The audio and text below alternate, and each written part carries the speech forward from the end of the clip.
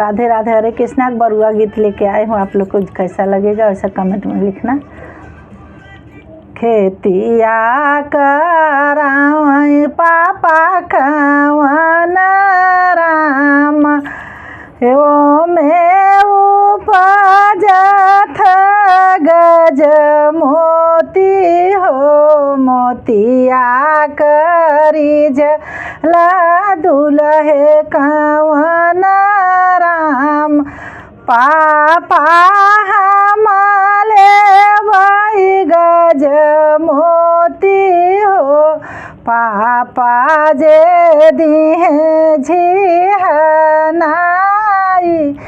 मामी हीरा दैला गावई हो, आवौलन पूत मोरे गोदिया, बेटा हम देवई गज मोती हो बे, आवौलन पूत मोरे गोदिया, बेटा हम देवई गज मोती हो, मोतिया करीझल दुलहे कवन राम, चाचा हमले वही गज मोती हो,